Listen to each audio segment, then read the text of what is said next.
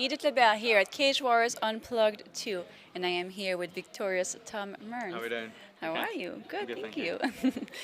It must feel pretty damn good to get a win after having, being forced to take such a long break. Yeah, it's good. A year and a half out of the game, come back.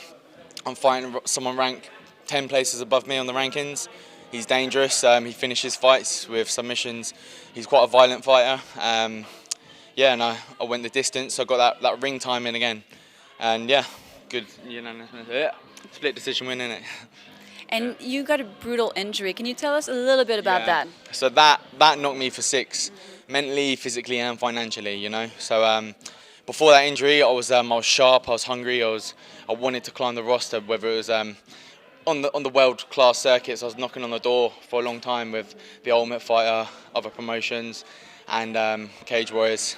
So yeah, that injury, that was heartbreaking because people don't realise the extent of it. If it was broken bones, it would have been fine, but it's 2 ligaments ripped completely off the bone, and they take a long time to heal. Yeah.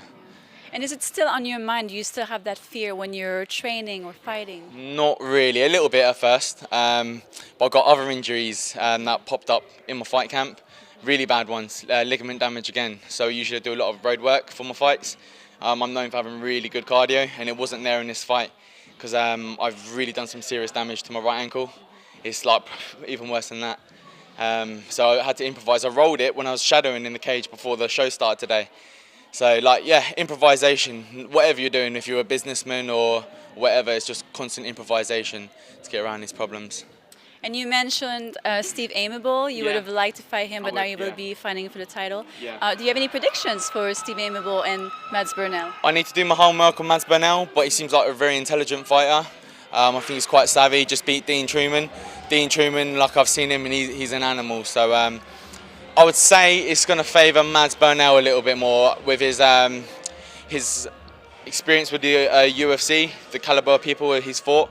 But I wouldn't put it past Steve Aimable at all to get that title. I fought him when I was a kid. I was like 19 back in the day. He was 24. We had a really good fight. And when I was in there, I just realised he's a really tough man. Really tough man. So I hope he gets it. I hope he gets the belt. Anyone else on your mind? I need to get in there, get some more ring time. I need to build on from where I am now. I would be interested in, say, someone like Paddy Pimblett in time. I'd probably have to pay my dues a bit more before I can fight someone like him. But I don't want these lackluster fighters. I want to get sharp again like I was a year ago. I was looking like a world beater last year before the adversity would come into. So it's someone like that, some exciting fights. So I'll speak to Ian and we'll see what happens. But I'm coming for the belt.